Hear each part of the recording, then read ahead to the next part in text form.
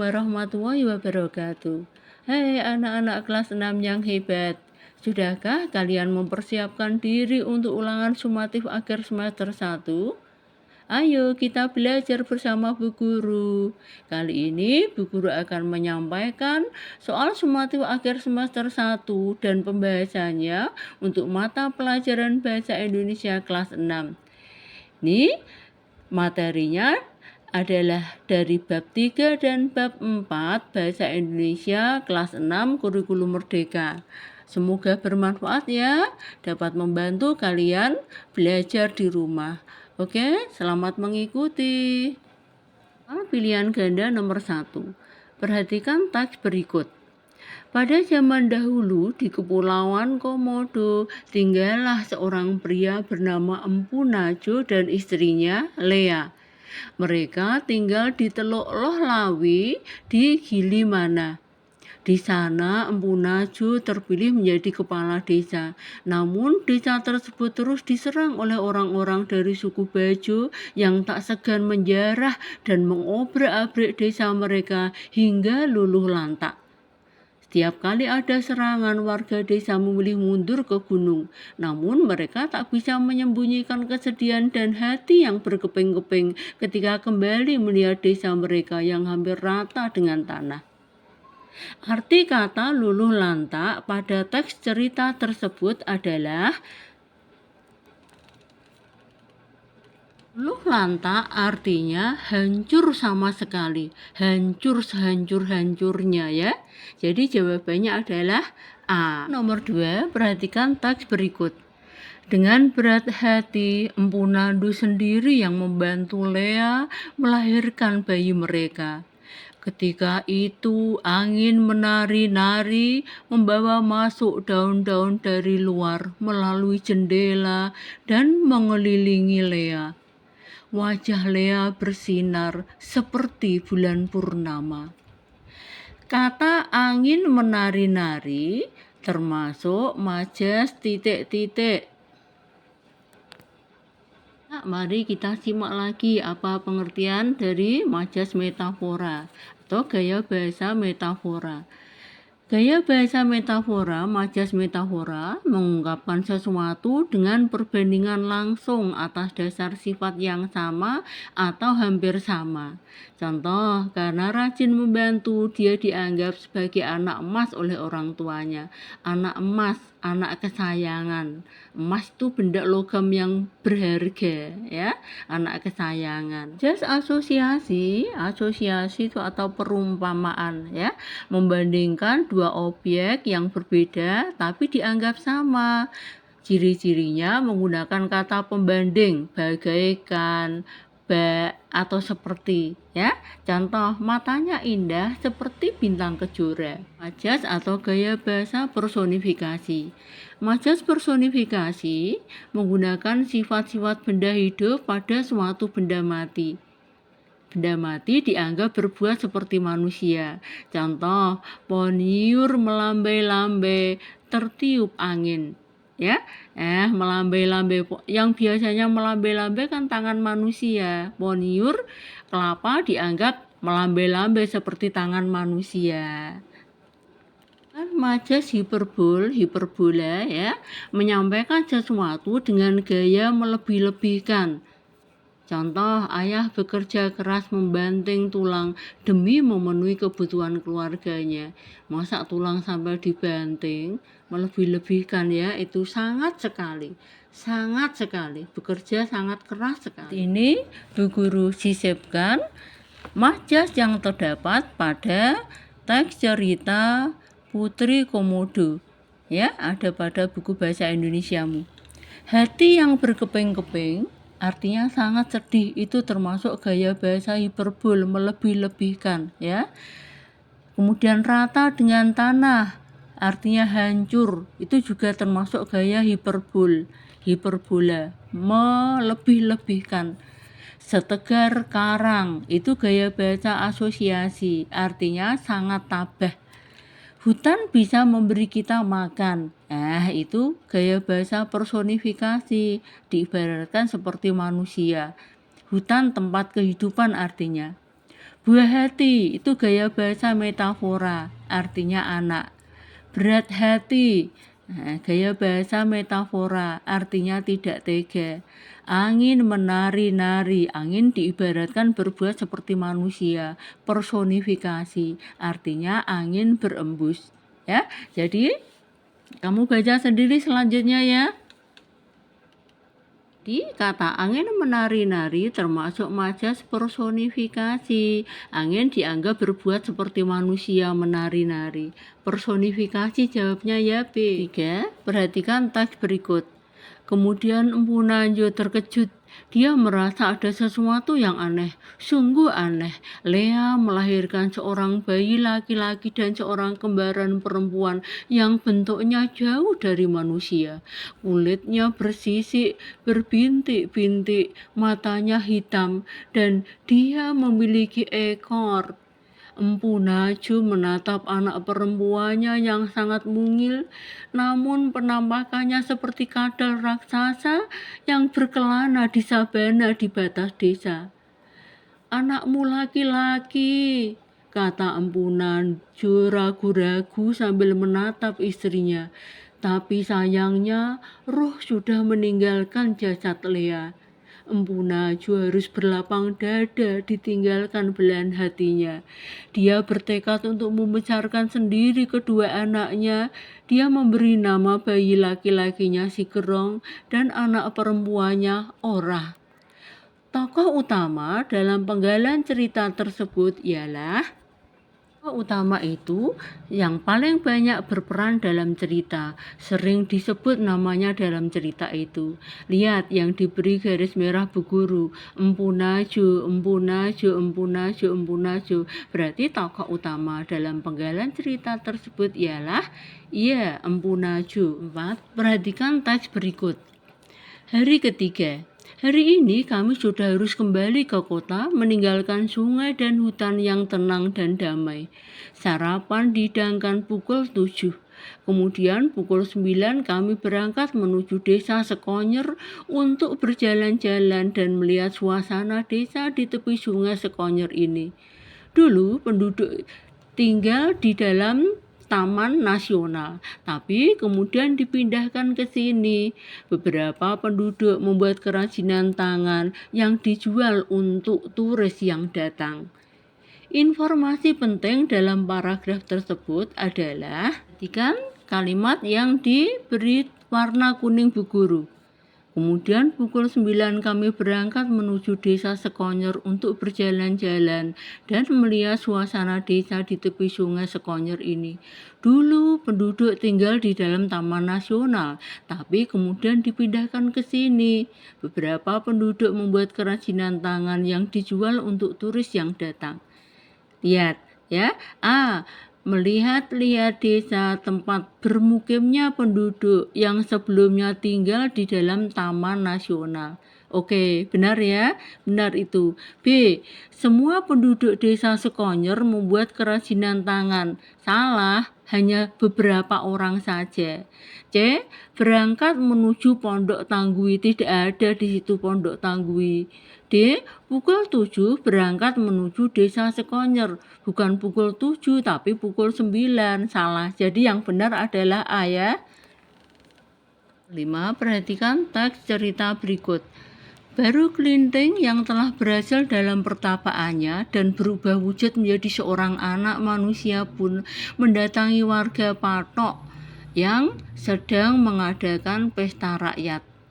Baru Kelinting meminta makanan kepada penduduk desa, namun keadaan tubuhnya yang lusuh, penuh luka, dan memiliki bau yang amis mengakibatkan penolakan warga dan malah mencaci maki anak itu.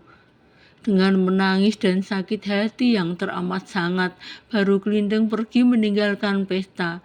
Ia berjalan sambil terus menangis hingga akhirnya tiba di sebuah gubuk yang dihuni seorang nenek tua bernama Nyai Latung.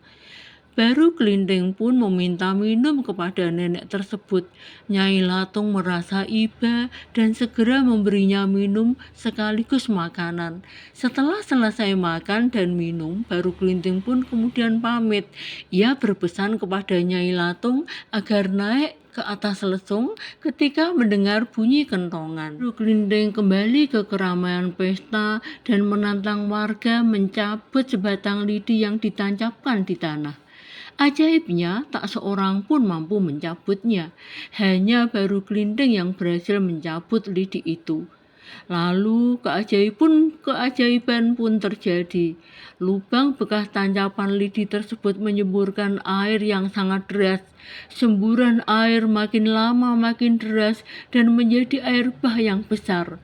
Sontak kejadian itu membuat penduduk desa panik dan membunyikan kentongan sebagai tengara bahaya. Air bah mulai menggenangi desa Patok. Semua penduduk berlarian menyelamatkan diri di tempat lain. Nyai Latung mendengar bunyi kentongan dari kejauhan dan teringat pesan baru Kelinting untuk segera naik ke atas lesung. Amanat dari cerita di atas adalah A. Hanya orang sakti yang dapat mencabut lidi. B. Berbuatlah baik kepada siapa saja tanpa memandang siapa dia. C. Segeralah berlari jika mendengar tanda bahaya. D. Jika kita ditolong orang, jangan lupa berterima kasih. Atau pesan moral dari cerita itu adalah berbuatlah baik kepada siapa saja tanpa memandang siapa dia. Seperti tadi baru Kelinting, anak yang terlihat penuh luka, berbau, ya, dekil, ya, penduduk tidak mau menolong malah mencaci maki. Jangan seperti itu ya. Jadi berbuatlah baik kepada siapa saja tanpa memandang siapa dia. Nah, perhatikan pernyataan berikut. 1.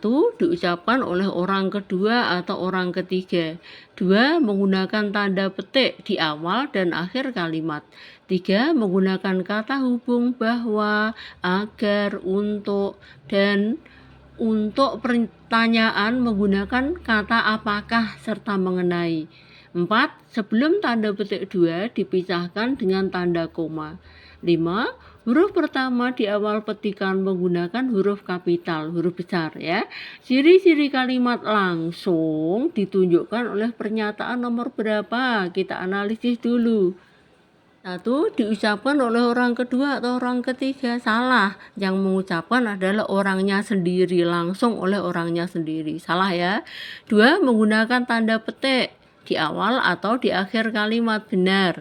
3. Menggunakan kata hubung bahwa, agar, untuk, dan seterusnya. Salah. Itu kalimat tidak langsung.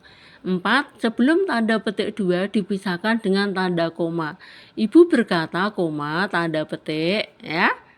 Begitu benar ya. 5. Huruf pertama di awal petikan menggunakan huruf kapital, huruf besar. Benar, menggunakan huruf besar.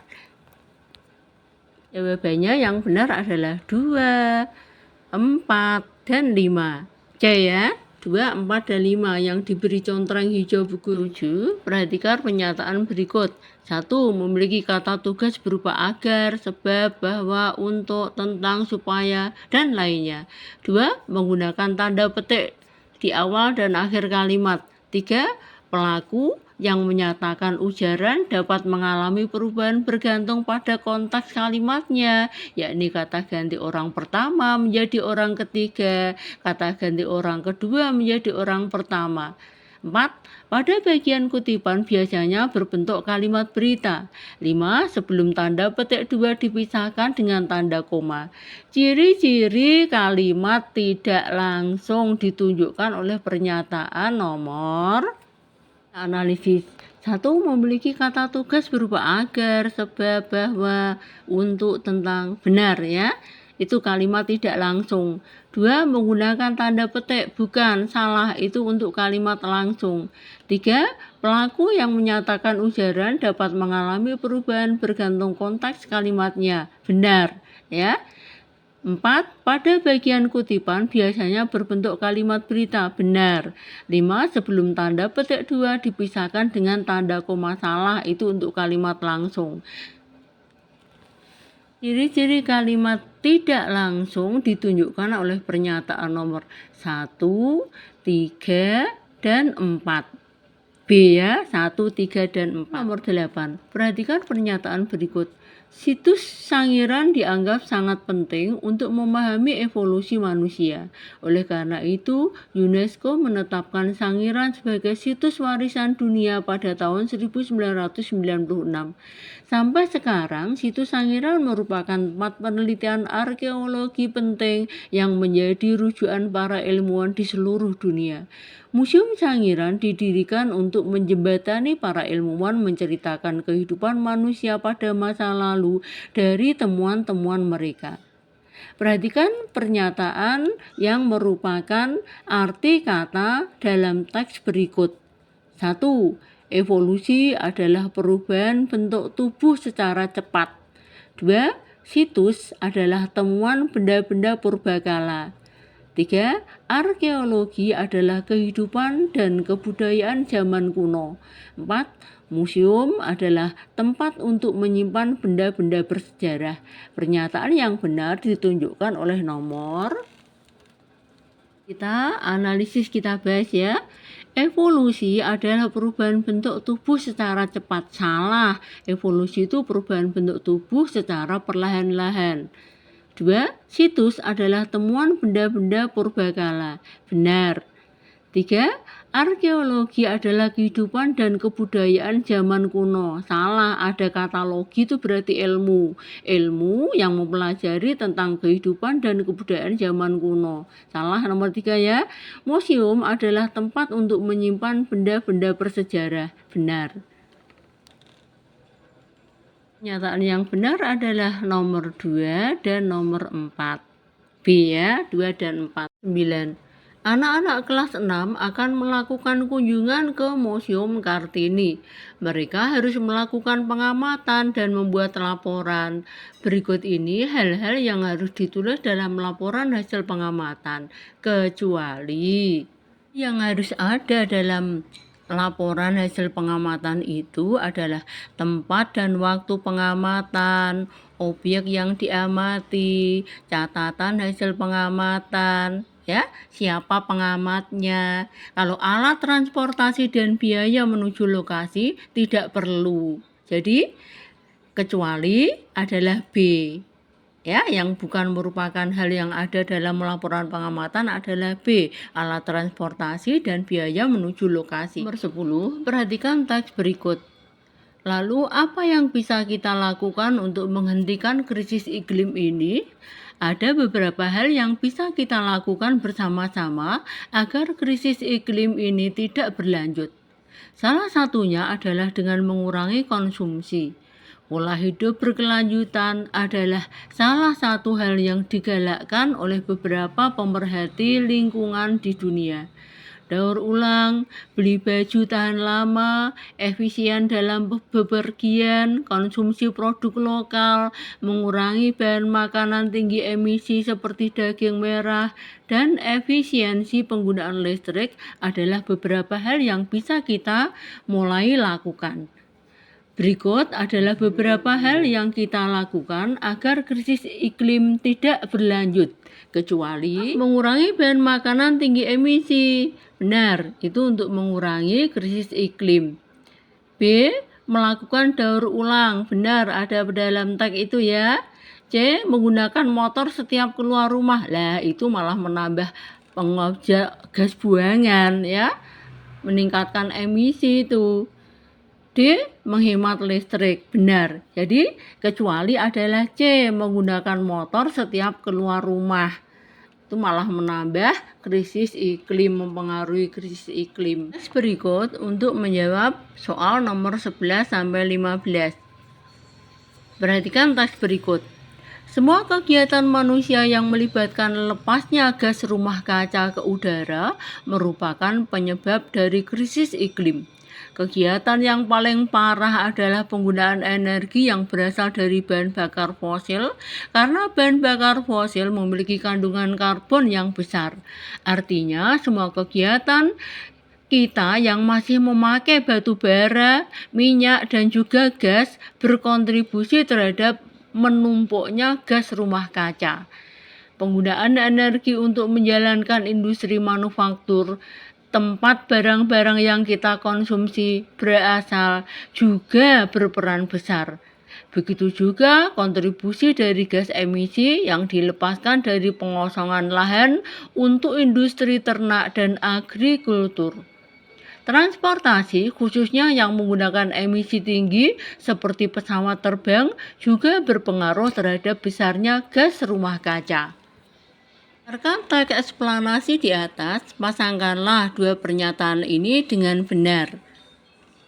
11. Penyebab krisis iklim kita pasangkan dengan efek rumah kaca. 11. Penyebab gas rumah kaca adalah bahan bakar fosil. Sinonim dari kata emisi adalah pancaran. Sinonim dari kata manufaktur, pabrik atau industri ya. Hewan atau tumbuhan purba, fosil. Nomor 16. Bongkahan es besar di Arktik yang meleleh menyebabkan naiknya permukaan laut. Pernyataan itu benar atau salah? Benar ya. 17. Benar atau salah?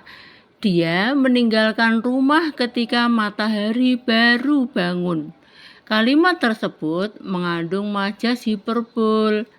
Salah, majas hiperbol itu melebih-lebihkan. Ya, dia meninggalkan rumah ketika matahari baru bangun. Matahari dianggap berbuat seperti manusia. Itu adalah gaya bahasa personifikasi. Jadi pernyataan itu salah ya. Lihat benar atau salah. Sumber energi bersih atau energi terbarukan harganya murah dan mudah diakses. Benar, sumber energi bersih atau terbarukan misalnya matahari mudah tersedia banyak sekali di alam ya, murah harganya. Angin ya, murah harganya. Bahan bakar bio itu biosolar, biogas ya, murah.